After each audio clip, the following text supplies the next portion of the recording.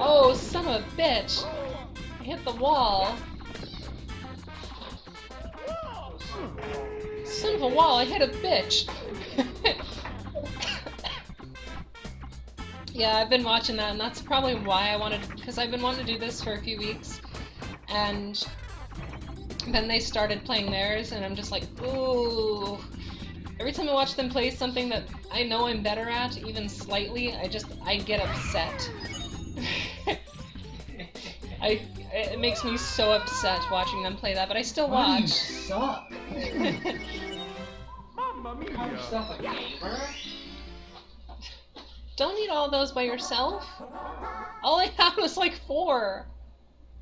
They're Fitbits. Yeah, fat ass. You're a bitch. Yeah, a bitch is trying to save some Thin Mints for herself. Fucking Girl Scout cookies are the devil. They tear people apart. They tear families apart. Mario doesn't even like you. Mario loves me. I mean, we're both. Nothing to talk about. No plumbing issues to this stuff. Mario doesn't plumb. He plums one time in a game that came out 20 years after this one. One time. So you know he misses it. What? He's never plumbed before this. He never gets come on. He ran around some pipes in the original Mario Brothers, and that's it. All he ever wanted to do was be just an okay plumber. And he never gets to because somebody's always stressed. So that's what he really misses in his life is plumbing. I don't agree with that. That's obvious. Mario character development 101, he misses plumbing. There's nothing to suggest that. He actually likes being in the Mushroom Kingdom. He's always running. So he can get done, so he can get back to plumbing. Kind of like my Sonic is really gay theory. He's running as Sonic runs around at the speed of sound because he's running from the demons within himself. It really is. He's running from his own sexuality. I'll actually explain this here. I keep meaning to write this into an article, backing it up with more evidence and stuff and posting it on one of the game sites like Destructoid or something. But I'll go ahead and tell you guys about it. So Sonic the Hedgehog is the best story, like as far as like the actual story of Sonic the Hedgehog is the best story in gaming because it's the story of one hedgehog's struggle with his own sexuality, much like Top Gun is Tom Cruise's struggle with his own sexuality. It is the Top Gun of gaming, and here is why. So Sonic the Hedgehog 1, right? First game, he is completely alone. He doesn't know what the Chaos Emeralds are. He just finds them, and he stops Dr. Robotnik to save his friends, but at the end, if he has the emeralds, he's like, what the fuck? And he like does this weird animation like, what are these?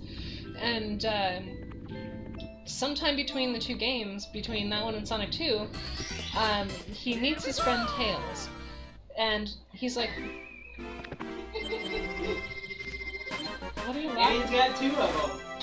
He does have 2 tails. That's why it's called Tails, not Tail. Smart ass. A little bit. Wait, was that 6? Yeah.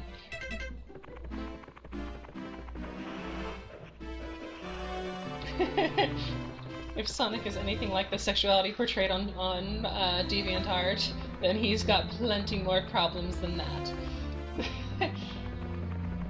So, sometime between the first 2 games... Now that actually makes the Saturday morning cartoon make a lot more sense. It does! The Saturday morning cartoon was very gay. Super gay. And not just because it was a name. And, no, it was in the early 90s. By the way, this is the only stage I played of this game in the 90s was this stage right here.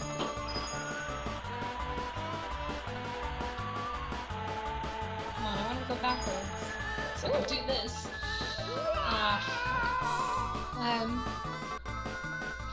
So, yeah, the cartoon is separate from the game's canon. I'm just talking about game canon, but the cartoon does definitely support that theory. Because Tails is voiced by a girl. Tails has a very feminine role. There is an episode where they get sucked into a fairy tale book, and Tails becomes the princess in the story, and wears a dress and has boobs. Like, the picture very clearly shows Tails with boobs, and there's no comment as anything is weird about that. Not at all. So, that aside, back to the games. So they meet sometime in between the first and second game, and while they're having fun, they're having a blast, they're being pals, they're running through the meadows, Dr. Robotnik shows up again. And Tails finally realizes his feelings for Sonic, so he confesses. And Sonic is just like, no, I can't be gay. I'm Sonic the Hedgehog, I'm the fastest thing alive. I'm a hero to all these little kids who don't want to be touched. And... Because gay equals touchable children. No, actually, that was a reference to the cartoon show. Had nothing to do with that. No, it was a reference to the TV show.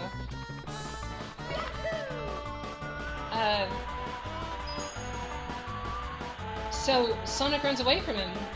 He doesn't want to address the issue, and he keeps running, and that's why Tails is constantly trying to catch up. That's why Tails keeps dying while you're running around Sonic, because he's just trying to catch up and be there for his friends and, you know, admit to love, but there's no... Sonic won't admit to it. And then comes Sonic 3, or rather Sonic 3 and Knuckles. So, here comes Knuckles. Knuckles is the representation of Iceman. He is the character that is out, he's totally confident in his own sexuality, and he just wants... He's got a thing for Sonic too, but he wants Sonic to accept himself. He wants Sonic to beg for it. He wants Sonic to accept himself and, you know, have some sort of respect for his little buddy. So he keeps enticing Sonic to come back to him, and he's like, he's the buff badass, and Sonic's just like, whoa, you're making me confused. And he's like, yeah, I can make you more than confused. And,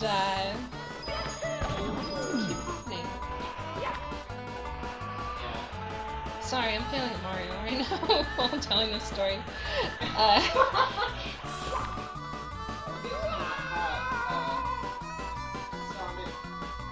No. It's more of just like, hey, you're a hot hedgehog, and Sonic's like, no, I'm not gay, I swear. He's like, yeah, sure you aren't, kid. And by the end of the game, after spending some time watching Sonic and Tails and their relationship, he realizes that Sonic and Tails are in love with each other, but Sonic's too afraid to act, and Tails is the shy, girly type, so Tails isn't very assertive.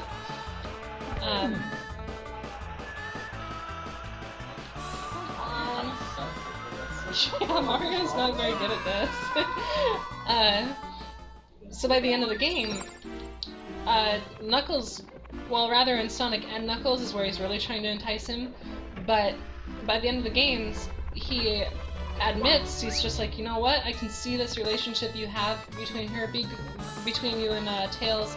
Be good to Tails. You need to accept yourself and be good to Tails. And so Sonic's just like, I can't do this, and he fucking flakes again. Because that's what he does, he runs. He runs around at the speed of sound, got places to go, gotta swallow his rainbow. So, this is where we come into Sonic Adventure. And every story is separate. Tails starts off, like, they start off together and they rejoin each other by the end of the game, but with the story as it is, they're mostly alone from each other. They're mostly separate. God, I'm bad at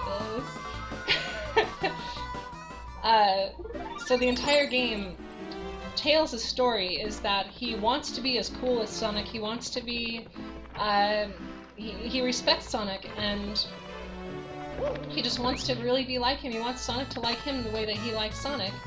And by the end of the game, like, and this is no bullshit, I have a stream of this on my YouTube. You can watch it for reference if you need to. Fucking bad at this.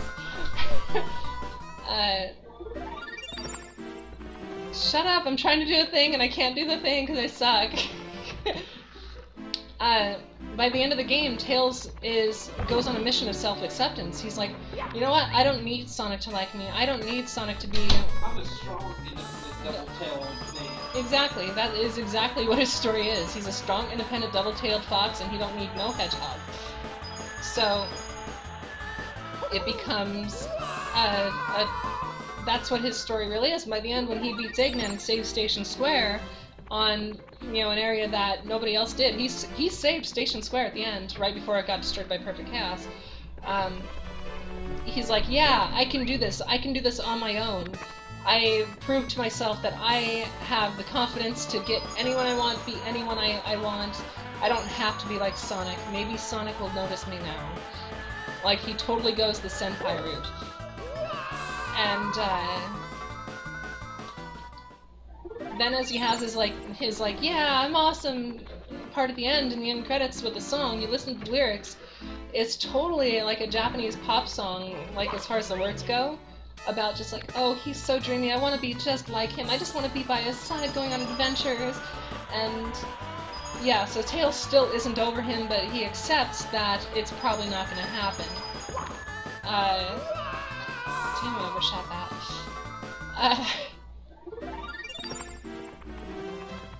So Sonic Adventure 2 comes around.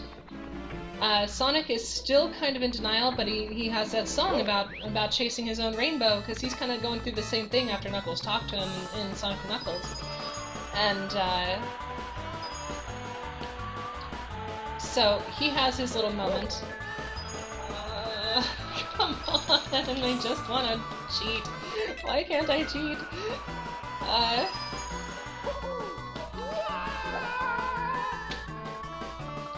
So yeah, in Sonic Adventure 2, Sonic is going through his self-acceptance story.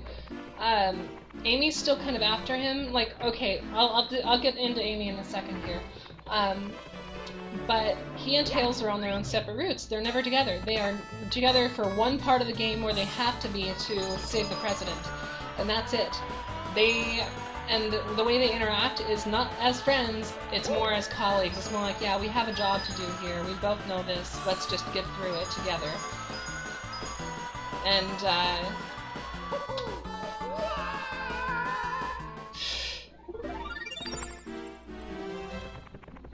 so yeah, that's how Sonic Adventure 2 goes, but by the end, they're all out in space and shit, and Tails is on the space station, the Ark space station, and everyone's there, like, crying over Shadow, and finally, Sonic and Tails have a moment to talk, something to genuinely be concerned about. They thought Shadow had just died, and they're just like, yeah, we need to put our bickering aside and be friends again. This is what we do.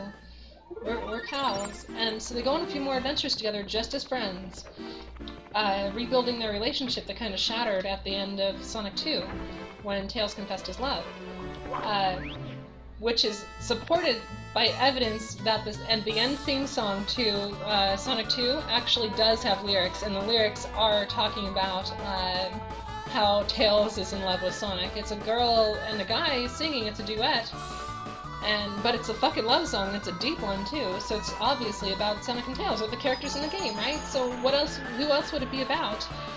I almost had that time. Okay, I'm gonna just keep trying to do this legit until I capped it. So yeah, that was Tails confessing to Sonic at the end of Sonic 2, and that's when they had their fallout, and Knuckles came in to distract him, and all that. Like, if you play Sonic 3 as Tails, you're basically confronting Knuckles, being like, hey, yo, step off, he's my senpai. And, did I make it? Did I make it? No, I didn't make it.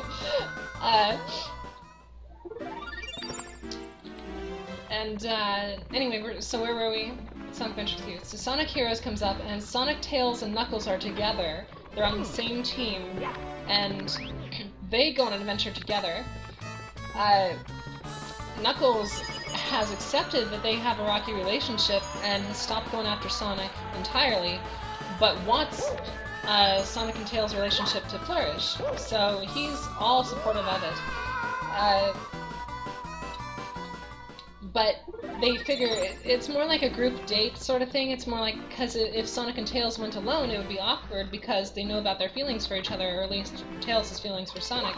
So Knuckles is there as the friend, as the mediator, to make sure that this stays like a friend thing and not a date. We keep going through what's next, Sonic 06. Sonic 06 doesn't happen, but nothing in Sonic 06 really supports or denies the theory at all, so we just pretend Sonic 06 doesn't happen.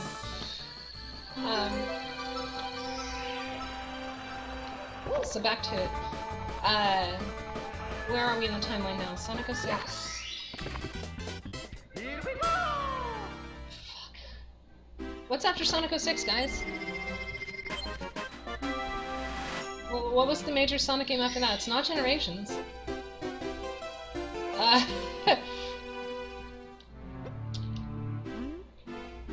think it's time to do a Bowser stage, actually. Wait, no.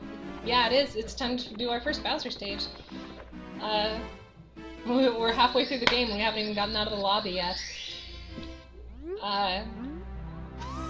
So where were we? Colors. Colors is a good one. Or rather, Sonic Unleashed is next. That's right. Sonic 07, smartass.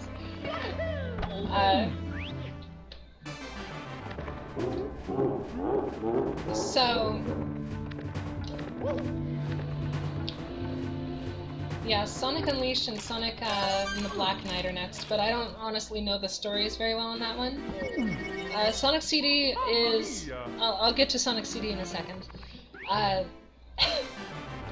So, on to Colors. In Sonic Colors, we get Tails' new redefined archetype, which is the scientist. He's the tinkerer, he's the guy that messes with stuff. And he helps save the aliens by building a translator and everything, but the whole time, Sonic is fucking off.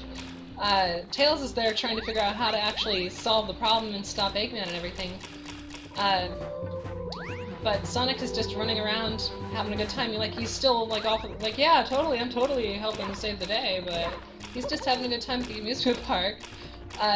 They go to an amusement park just as friends, alone together, to try to, without Knuckles there as the mediator, because it gets awkward between them, and they're like, why can't we go back to the way we were? We were just friends before, and by the end of that game, they have rekindled their friendship, and Sonic is starting to kind of accept himself just a little bit.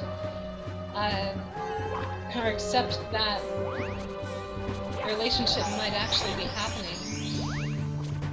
Or might be possible between them. So... did I actually get that red coin down there? Yes, I did. That brings us to Sonic 4. In Sonic 4, it's supposed to be a return to form just like Colors was, but this time in a 2D gameplay.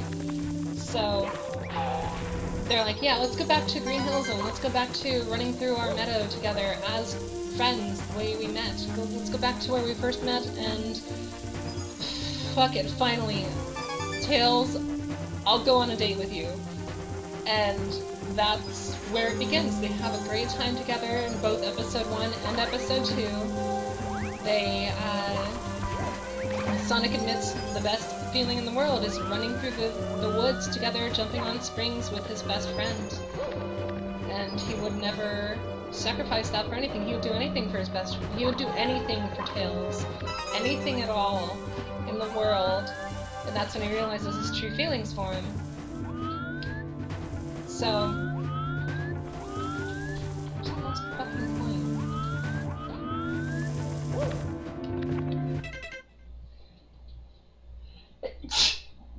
Sorry.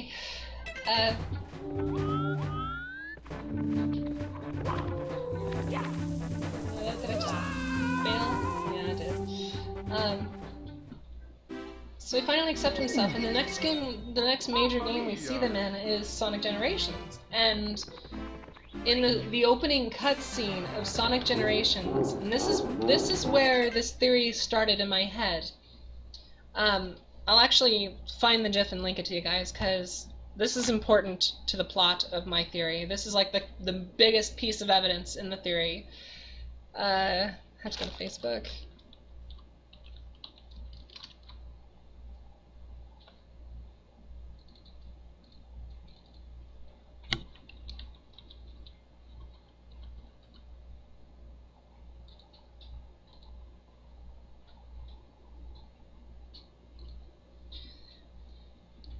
So in Sonic Generations, at the very start of the game, this fucking they're all having a blast together. They're eating chili dogs. It's Sonic's birthday. That's what it is. And they're all eating chili dogs, and then shit goes down, and a rift in time and space opens.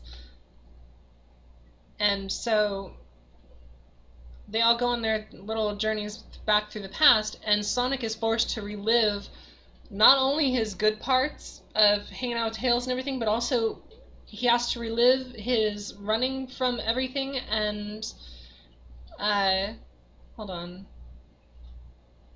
There it is. But he also has to relive the embarrassment of ditching Tails at the end of Sonic 2, and just like things getting awkward and telling him no, he has to go through it all over again. And when he gets to Sonic 2 stage, everything's kind of that's where Tails comes in. He saves Tails, and at the end of the stage, there's a small cutscene where Tails says, "I don't like the look of that water," because he always died in the fucking water, chemical plant zone, and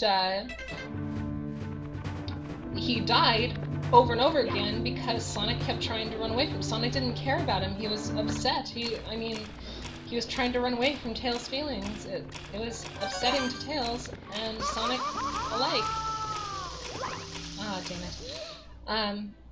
By the end of the game, here we go. By the end of the game, we have classic Sonic and modern Sonic with their both Tails counterparts, and the Tails counterparts are working together because they're both tinkers. They're both, like, the old one built the plane, the old one knew, or the older character does robots and shit. So they're all helping out, and there's this one scene at the end where the final boss comes out in the cutscene, and classic Sonic stands in front of Tails and he's just like, grr.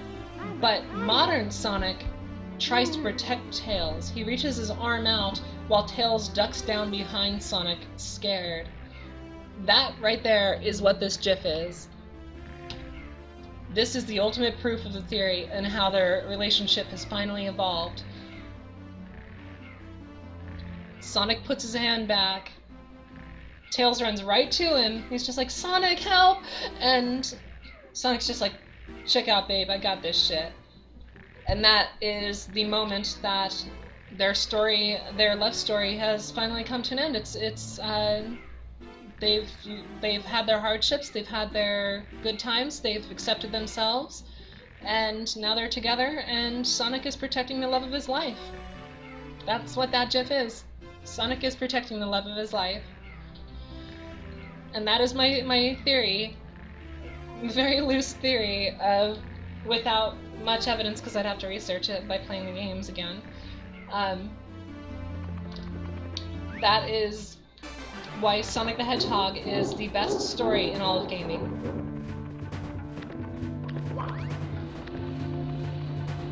Yes, I realize we talked about that while playing Mario, of all things.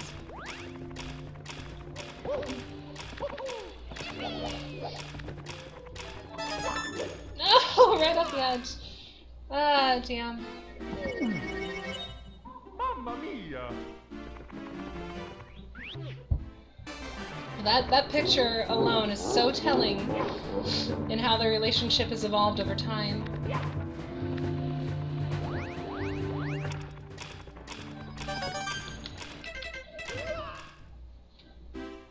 I hope you all enjoyed that, because that was...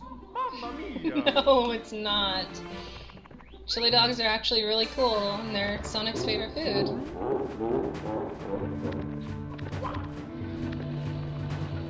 I like making chili dogs, actually.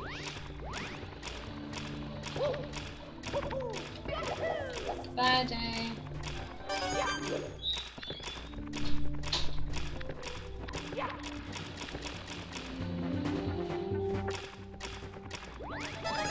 No, don't hit the fire. We did it! We survived the hard part. Now we get to do the easy part again.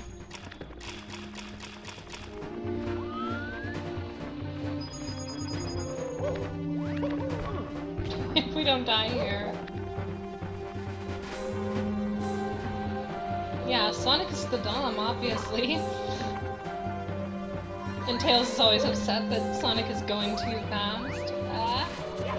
Funny. Oh right, I was gonna mention Sonic CD and how that fits in. Sonic CD fits in because that is right after Sonic 2, before Sonic 3, where after Tails confessed his love, Sonic took off and went on an adventure all on his own. He was like, oh god, I can't handle this. And that's where he ran away, and so that's why things were awkward in Sonic 3, and then Knuckles comes out and he's just like, hey baby. So that's where that fits in. But that also gave us the story of Amy Rose, and that's why Amy is so fucking important to this theory too, because Sonic CD is that time where Sonic is running away and he's like, here's a girl, I'm gonna save her because that's the straight way, that's the way I'm supposed to be. So even though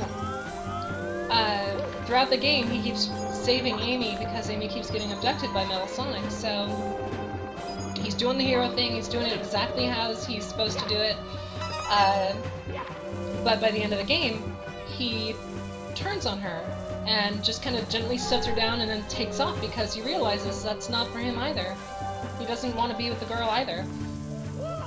So Amy is constantly chasing after him, just like Kelly McGillis runs after Tom Cruise in Top Gun, to try to turn him to the straight way. She's constantly after him, and the whole time, in every Sonic game, Sonic wants nothing to fucking do with her. She is the bane of his existence. Every time she shows up, he takes off. And that is not an accident. It's not because she's a girl, it's because nobody has told him over it, but he knows that's his daughter. What? Yeah, that's his unnamed daughter, and she's such a disappointment, that's why he runs from her. I think they're supposed to be the same age, so that doesn't really work. No wonder he's disappointed. What? How does that work? So yeah, Amy fits into the theory quite perfectly. And I'm still missing a fucking coin, where is it? Ugh. Yes, Nipples the enchilada.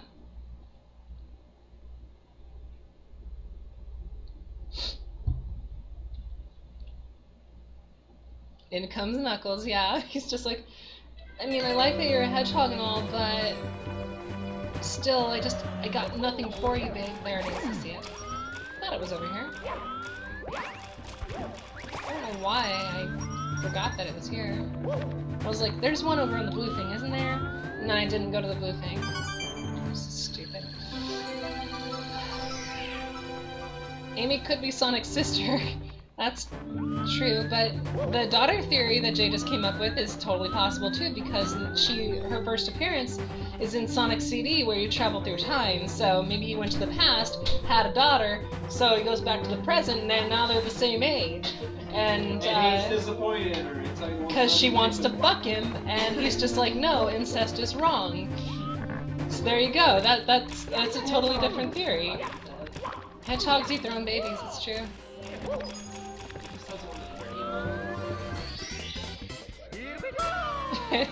George Lucas, right? This. But nah, there's a shit ton of evidence in the games to solidify my Tails is gay for Sonic theory. And Sonic! Yeah. You can hold on. They're like handles. like a pigtailed girl.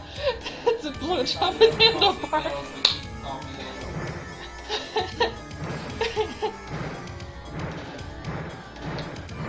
So long, okay, Bowser. Oh, so bad at throwing him.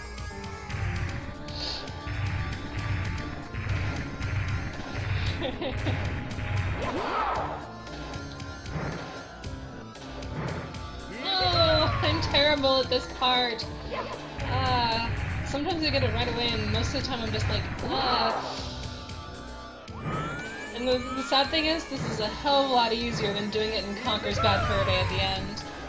When we play Conker, I'm going to be stuck on that final boss for a solid 20 minutes. Just you guys watch. It's going to be aggravating as hell.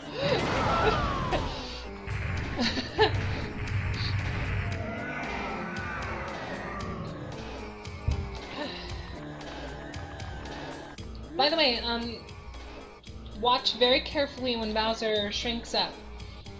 Watch very carefully, and in the sparkles, the little sparklies that come out, you'll see a bunch of coins spawn, but then they won't land on the ground. Watch carefully. There's a bunch of coins. See, it exploded in a shower of coins before the key came out, and then dropped. That's because in the beta version of the game, you were supposed to get a whole shit ton of coins for doing that, but they never took out the graphic. There's actually beta footage of the game from Consumer Electronics Show 1995 or some shit, and you can actually see the coins spawn when a guy fights Bowser.